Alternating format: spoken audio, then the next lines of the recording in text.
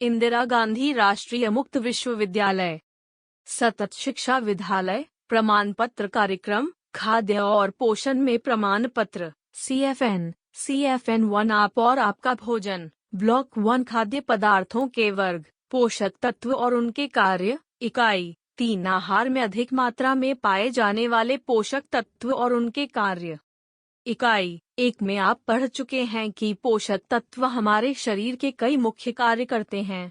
इस इकाई में आप उन पोषक तत्वों तथा उनके कार्यों के बारे में पढ़ेंगे जो हमारे आहार में अधिक मात्रा में पाए जाते हैं। 3.0 उद्देश्य। इस इकाई को पढ़ने के पश्चात आप इस योग्य होंगे कि भोजन में अधिक मात्रा में पाए जाने वाले प्रत्येक पोषक तत्व का महत्व तथा कार्य समझ सकें, इनकी प्राप्ति के मुख्य स्रोत बता सकें और इनकी कमी से शरीर पर होने वाले कुप्रभावों का वर्णन कर सकें।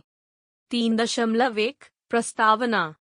इकाई 2 में आप भोजन के कार्यों के बारे में पढ़ चुके हैं। इन कार्यों को करने के लिए भोजन में कुछ जरूरी तत्व होते हैं जो पोषक तत्व कहलाते हैं। इन पोषक तत्वों की परिभाषा आप इकाई 1 में पढ़ चुके हैं। प्रत्येक पोषक तत्व का अपना विशेष कार्य होता है। हम पोषक तत्वों को 6 वर्गों में बांट सकते हैं। अधिक मात्रा में पाए जाने वाले पोषक तत्व: 1. कार्बोज, 2. वसा, 3. प्रोटीन, 4. जल। कम मात्रा में पाए जाने वाले पोषक तत्व: 5. विटामिन, 6. खनिज लवण। हमारे भोजन में कुछ पोषक तत्व अधिक मात्रा में होते हैं, जबकि कुछ पोषक तत्व कम मात्रा में पाए जाते हैं। उदाहरण के लिए 100 ग्राम चावल में 78.2 ग्राम कार्बोज, 6.8 ग्राम प्रोटीन, 0.5 ग्राम वसा होती है। इसमें केवल 0.6 मिलीग्राम थायोमिन, 20 मुँह का विटामिन तथा 10 मिलीग्राम कैल्शियम पाया जाता है। इसी प्रकार हरी पत्तेदार सब्जियों जैसे 100 ग्राम पालक में 92 ग्राम पानी होता है, जबकि विटामिन सिर्फ 28 मिलीग्राम होता है। शरीर को विटामिन और खनिज लवण की अपेक्षा कार्बोज, वसा, प्रोटीन व जल की अधिक मात्रा में आवश्यकता होती है। इस इकाई में आप आहार में अधिक मात्रा में पाए जाने वाले इन 4 पोषक तत्वों में से प्रत्येक के प्राप्ति के साधन तथा उसके कार्यों के बारे में पढ़ेंगे। आप यह भी जानेंगे कि भोजन में इनकी कमी से हमारे शरीर पर क्या प्रभाव पड़ता है। 3.2 कार्बोज। हमारे आहार में शामिल हर खाद्य पदार्थ में कुछ मात्रा में कार्बोज अवश्य पाया जाता है। इस प्रकार हमारे भोजन का सबसे ज्यादा हिस्सा कार्बोज ही होता है। यह तत्व हमें गेहूं, चावल जैसे अनाजों, फलों, आलू, शहद आदि में प्राकृतिक रूप में मिलता है। आइसक्रीम, ठंडे पेय पदार्थ, चाय, कॉफी आदि में प्रयोग में की जाने वाली चीनी के रूप में भी हमें कार्बोज मिलता है। कुछ कार्बोज जटिल होते हैं जैसे स्टार्च, जिन्हें शरीर में पाचन क्रिया द्वारा सरल पदार्थों में परिवर्तित करके उपयोग में लाया जाता है, जबकि कुछ पहले से ही प्राकृतिक रूप में सरल होते हैं जैसे ग्लूकोज। इन्हें हमारा शरीर सीधे प्रयोग में ला सकता है। आमतौर पर प्रयोग की जाने वाली चीनी एक ऐसा कार्बोज है जिसे आसानी से पचाया जा सकता है। 3.2.1 कार्बोज के कार्य। कार्बोज के 5 मुख्य कार्यों का नीचे संक्षिप्त विवरण दिया जा रहा है। 1. शक्ति प्रदान करना। यह हमारे शरीर को शक्ति प्रदान करने का सबसे सस्ता साधन है। 1 ग्राम कार्बोज से हमें 4 किलो कैलोरी प्राप्त होती है। हमारे दैनिक आहार में कार्बोज की मात्रा काफी होती है, अतः मुख्य रूप से हमें इस तत्व से ही ऊर्जा प्राप्त होती है। 2. प्रोटीन को शारीरिक वृद्धि के लिए मुक्त रखना। प्रोटीन, जिसके बारे में आप इस इकाई के भाग 3.4 में पढ़ेंगे, मुख्य रूप से हमारे शरीर की वृद्धि के लिए जरूरी है। लेकिन भोजन में कार्बोज तथा वसा की कमी होने पर प्रोटीन ऊर्जा प्रदान करने का कार्य भी करता है। अगर प्रोटीन का प्रयोग ऊर्जा प्रदान करने में किया जाता है तो यह उसका अपव्यय होगा, क्योंकि प्रोटीन हमें महंगे खाद्य पदार्थों से मिलता है। अतः यह आवश्यक है कि हमारे भोजन में कार्बोज तथा वसा पर्याप्त मात्रा में हो। इससे प्रोटीन शारीरिक वृद्धि के लिए बचा रहेगा। कार्बोज और वसा शारीरिक वृद्धि में सीधे सहायक नहीं हो सकते। 3. वसा की उपयोगिता। हमारे आहार में अगर पर्याप्त मात्रा में कार्बोज हो तो वह वसा के समुचित उपयोग में सहायता करता है, जिससे वसा की उपयोगिता बढ़ जाती है। 4. भोजन को स्वादिष्ट बनाना। कार्बोज जैसे दाल, चीनी, शहद, गुड़ आदि भोजन को स्वादिष्ट बनाते हैं। 5. पाचन क्रिया को सुचारू बनाए रखना। कुछ कार्बोज रेशेदार होते हैं, शरीर के पाचक रसों का इन पर कोई प्रभाव नहीं पड़ता, फलस्वरूप ये पच नहीं पाते और इससे शरीर को कोई ऊर्जा नहीं मिलती। फिर भी रेशे हमारे लिए बहुत महत्वपूर्ण हैं। ये हमारे भोजन की मात्रा को बढ़ाते हैं, जिससे आंतों में भोजन की गति ठीक रहती है। इस प्रकार रेशे हमें कब्ज से बचाते हैं। मोटे अनाजों, हरी सब्जियों, गरी आदि में रेशे पाए जाते हैं। कार्बोज ऊर्जा प्राप्त करने का सबसे सस्ता और आसानी से पच जाने वाला स्रोत है। साबुत अनाजों, दालों, हरी पत्तेदार सब्जियों और फलों आदि में रेशे अधिक पाए जाते हैं। 3.2.2 कार्बोज प्राप्ति के स्रोत। शक्कर, चीनी, शहद आदि पूर्णतया कार्बोज ही हैं। अनाज, दालें, जड़ और कंद वाली सब्जियां जैसे आलू, शकरकंद, चुकंदर, जिमीकंद आदि कार्बोज के बहुत अच्छे स्रोत हैं। इसके अतिरिक्त फल जैसे केला, आम, अनानास और अंगूर में भी कार्बोज की मात्रा ज्यादा होती है। 3.2.3 कार्बोज का शरीर पर प्रभाव। शरीर पर कार्बोज का प्रभाव भोजन में इसकी कमी या अधिकता दोनों के कारण हो सकता है। कार्बोज की कमी से मनुष्य को काम करने के लिए ऊर्जा नहीं मिल पाती। वह कमजोर व पतला हो जाता है और जल्दी थक जाता है। उसकी कार्यक्षमता कम हो जाती है। कार्बोज की अधिकता। भोजन में कार्बोज की मात्रा आवश्यकता से अधिक होने पर यह वसा में परिवर्तित होकर शरीर में जमा हो जाता है। अतः इसका अधिक सेवन करने से व्यक्ति मोटा हो जाता है, जिसके कारण कई रोग जैसे मधुमेह, उच्च रक्तचाप आदि की संभावना बढ़ जाती है। विवरण के लिए स्क्रीन को देखें। चित्र 3.1 कार्बोज की अधिक मात्रा वाले खाद्य पदार्थ। अभ्यास, हर रोज लिए जाने वाले खाद्य पदार्थों में से किन्हीं 5 के नाम लिखें जो कार्बोज के अच्छे स्रोत हैं। 3.3 वसा। वसा में काफी मात्रा में ऊर्जा संचित होती है। यह हमारे दैनिक आहार का मुख्य हिस्सा है। यद्यपि हम अपने आहार में मुख्यतः घी, मक्खन, तेल आदि के रूप में वसा लेते हैं, लेकिन अल्प मात्रा में यह दूध, मांस, सूखे मेवे आदि में पाई जाती है। 3.3.1 वसा के कार्य। वसा के मुख्य कार्य निम्नलिखित हैं। 1. वसा ऊर्जा का उत्तम स्रोत है। 1 ग्राम वसा से 9 किलो कैलोरी ऊर्जा प्राप्त होती है, जो कि कार्बोज तथा प्रोटीन की अपेक्षा 2 गुने से भी अधिक है। 2. कुछ विटामिन वसा में घुलनशील होते हैं, जैसे विटामिन ए, डी, ई तथा के। वसा इनके अवशोषण के लिए सहायता करती है। शरीर में इन विटामिनों के उचित प्रयोग में भी वसा सहायता करती है। आहार में वसा की कमी होने पर विटामिनों की भी कमी हो जाती है। 3. त्वचा के नीचे पाई जाने वाली वसा की परत हमारे शरीर के तापमान को नियंत्रित करती है।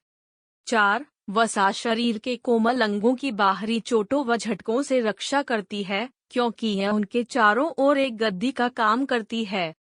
5. वसा का उपयोग खाद्य पदार्थों को पकाने व तलने के लिए किया जाता है। इसके उपयोग से भोजन स्वादिष्ट और अच्छा बनता है। 6. वसा युक्त पदार्थों का पाचन देर से होता है, जिससे हमारे पेट में अधिक देर तक रहते हैं। अतः वसा युक्त आहार खाने से मनुष्य को अधिक देर तक अपना पेट भरा भरा महसूस होता है और भूख भी देर से लगती है। वसा आपको ऊर्जा प्रदान करती है और आपके भोजन को स्वादिष्ट बनाती है।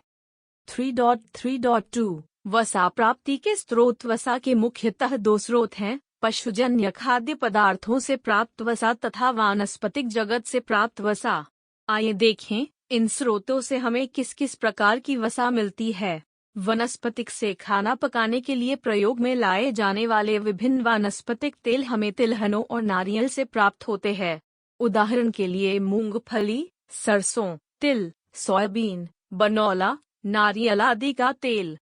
चित्र 3.2 क वानस्पतिक वसा के स्रोत। विवरण के लिए स्क्रीन को देखें। पशुजन्य वसा दूध, अंडे का पीला भाग, घी, मक्खन, क्रीम, मछली का तेल इत्यादि सब इस श्रेणी में आने वाली वसा है। चित्र 3.2 ख पशुजन्य वसा के स्रोत। विवरण के लिए स्क्रीन को देखें। 3.3.3 वसा का हमारे शरीर पर प्रभाव। वसा की कमी व अधिकता दोनों का हमारे शरीर पर प्रभाव पड़ता है। वसा की कमी। आहार में वसा की कमी होने से मनुष्य को पर्याप्त मात्रा में कैलोरी नहीं मिल पाती, जिससे मनुष्य का वजन घट जाता है, वह थका थका दिखाई देता है और उसकी कार्य क्षमता कम हो जाती है। आहार में वसा की कमी से शरीर में विटामिन ए, डी, ई और के की कमी भी हो जाती है। वसा की अधिकता। आहार में वसा की अधिकता से वजन बढ़ जाता है तथा मनुष्य मोटापे का शिकार हो जाता है। मोटापे से कई बीमारियां जैसे मधुमेह, हृदय रोग, उच्च रक्तचाप इत्यादि की संभावना बढ़ जाती है। आहार में वसा की अधिकता से मनुष्य मोटापे का शिकार हो जाता है। बोध प्रश्न 1. वसा के 3 कार्य लिखें। 2. वसा प्राप्ति के वानस्पतिक तथा पशुजन्य 5 अच्छे स्रोत के नाम लिखें। 3.4 प्रोटीन। शरीर में ऊतकों के निर्माण के लिए प्रोटीन मुख्य घटक है। प्रोटीन मुख्यतः पशुजन्य खाद्य पदार्थों जैसे दूध तथा दूध से बने पदार्थ, मांस, मछली तथा अंडे से मिलता है।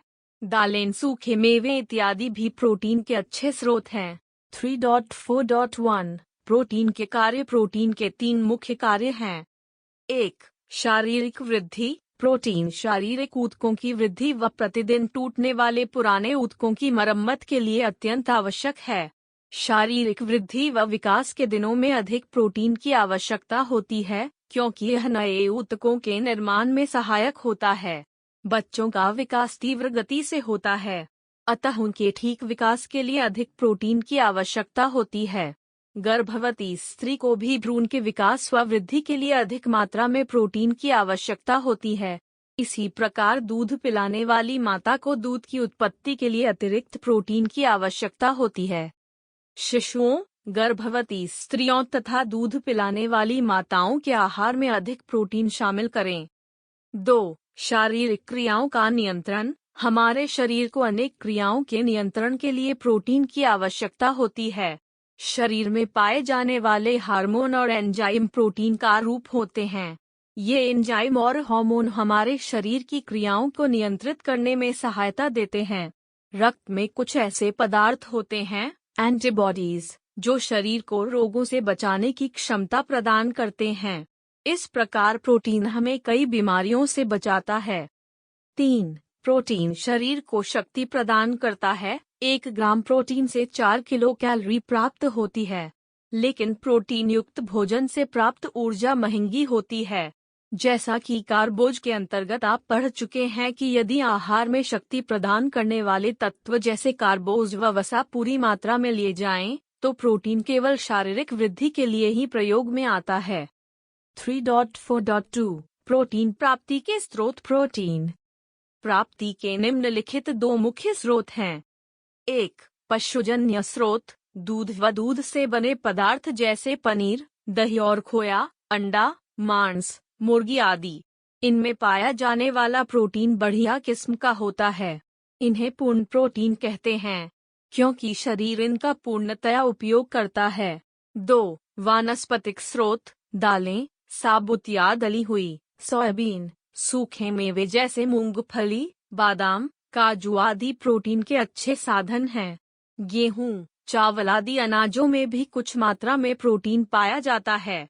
इसमें पाए जाने वाले प्रोटीन का शरीर में पूर्णतया उपभोग नहीं हो पाता।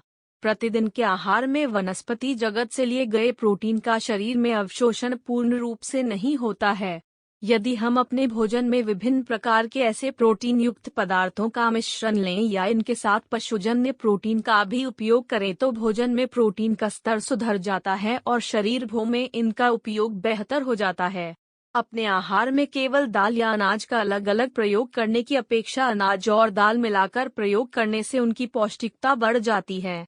जैसे खिचड़ी, दाल और चावल, मिस्सी रोटी, गेहूं का आटा और बेसन मिलाकर इडली और डोसा आदि कुछ ऐसे व्यंजनों के उदाहरण हैं जो अनाज व दाल के मिश्रण से बनाए जाते हैं। इसी प्रकार वानस्पतिक प्रोटीन प्रदान करने वाले खाद्य पदार्थों के साथ यदि थोड़ी मात्रा में पशुजन्य प्रोटीन प्रदान करने वाले खाद्य पदार्थ जैसे दूध, दही, मांस, मछली आदि इस्तेमाल किया जाए तो मिश्रित प्रोटीन के गुणों की वृद्धि हो जाती है। ऐसा प्रोटीन हमारे शरीर में अच्छी तरह से इस्तेमाल हो जाता है। उदाहरण के लिए चावल की बनी खीर, दही के साथ खिचड़ी आदि। चित्र 3.3 प्रोटीन की अधिक मात्रा वाले खाद्य पदार्थ। बढ़ते हुए बच्चों को अनाज व दालों का मिश्रण दें। यह उनकी वृद्धि में सहायक होता है। 3.4.3 प्रोटीन का हमारे शरीर पर प्रभाव। प्रोटीन की कमी बच्चों पर बहुत बुरा असर डालती है। इस अवस्था को क्वाशयोरकर या कुपोषण से उत्पन्न सूजन भी कहते हैं। बच्चों की सामान्य वृद्धि रुक जाती है। गंभीर कमी की हालत में त्वचा तथा बालों में परिवर्तन आ जाता है। शरीर में पानी इकट्ठा हो जाता है, जिसे एडिमा कहते हैं। बच्चों में रोगों से लड़ने की क्षमता कम हो जाती है तथा वह अक्सर दस्त के शिकार हो जाते हैं। गर्भवती स्त्री में प्रोटीन की कमी होने से भ्रूण का विकास धीमा पड़ जाता है। प्रोटीन की कमी से दूध पिलाने वाली माता बच्चे को पूरा दूध नहीं पिला पाती, क्योंकि ऐसी स्थिति में दूध की मात्रा कम हो जाती है। बोध प्रश्न 3 प्रोटीन के 3 मुख्य कार्य लिखें। अभ्यास 2 अपने घर में अनाज व दाल के मिश्रण से बनाए जाने वाले किन्हीं 4 व्यंजनों के नाम लिखें। 3.5 जल। जल एक बहुत ही महत्वपूर्ण पोषक तत्व है जो हमारे शरीर में सबसे ज्यादा मात्रा में पाया जाता है। हमारे शरीर का 2/3 भाग जल ही है। यह शरीर की प्रत्येक कोशिका में पाया जाता है। जल का मुख्य कार्य हमारे शरीर की संरचना को रूप देना और चयापचय की क्रियाओं में शामिल होना है। जल हमारे शरीर के तापमान को स्थिर बनाए रखने के लिए महत्वपूर्ण है। जल सर्वोत्तम विलायक है। इसमें घुलकर विभिन्न पोषक तत्व शरीर के विभिन्न अंगों में जाते हैं और उनका उपयोग होता है। जल शारीरिक गंदगी को बाहर निकालने में सहायता करता है। जल हमारे अंदरखनी ऊतकों को घेरे रहता है। हमें मूल रूप में या फलों के रस, शरबत, सूप, चाय, कॉफी, दूध के रूप में काफी मात्रा में जल लेना चाहिए। स्वस्थ रहने के लिए प्रतिदिन किसी भी रूप में अधिक जल ग्रहण करें। बोध प्रश्न 4 हमारे शरीर के लिए जल क्यों आवश्यक है? 5 पंक्तियों में अपना उत्तर लिखें। 3.6 सारांश। अभी आपने पढ़ा कि भोजन विभिन्न पोषक तत्वों का मिश्रण है। हर पोषक तत्व का शरीर में कुछ न कुछ मुख्य कार्य होता है। हमारे शरीर में कुछ पोषक तत्व अधिक मात्रा में होते हैं, जैसे कार्बोज, वसा, प्रोटीन व जल, तथा अन्य पोषक तत्व कम मात्रा में पाए जाते हैं। कार्बोज ऊर्जा प्राप्त करने का मुख्य स्रोत है तथा हमारे भोजन का मुख्य अंग है। अनाज, जड़ और कंद वाली सब्जियां, चीनी, गुड़, फल आदि कार्बोज के अच्छे स्रोत है। वसा में ऊर्जा काफी मात्रा में होती है। हमारे आहार में यह हमें वनस्पति घी, तेल, सूखे मेवे, दूध, अंडे के पीले भाग आदि से प्राप्त होती है। हमारे शरीर के विभिन्न ऊतक मुख्यतः प्रोटीन से बनते हैं, अतः प्रोटीन शरीर के निर्माण व टूटे फूटे ऊतकों की मरम्मत के लिए आवश्यक है। दूध और दूध से बने पदार्थ, मांस, मछली, अंडे, मुर्गी, दालें, सूखे मेवे आदि प्रोटीन के अच्छे स्रोत हैं। जल भी हमारे शरीर में विभिन्न कार्य करता है। हमें काफी मात्रा में जल को मूल रूप में या फलों के रस, शरबत, सूप, चाय, कॉफी, दूध आदि के रूप में लेना चाहिए। 3.7 पारिभाषिक शब्दावली। भन, माँ के गर्भ में पल रहा शिशु। घुलनशील, घुल सकने वाला, जैसे चीनी पानी में घुलनशील है। पशुजन्य, प्राणियों से प्राप्त होने वाला, जैसे दूध, मांस आदि पशुजन्य पदार्थ है। एंजाइम, एक प्रकार का प्रोटीन जो पाचन आदि क्रियाओं के संपन्न होने में सहायक है।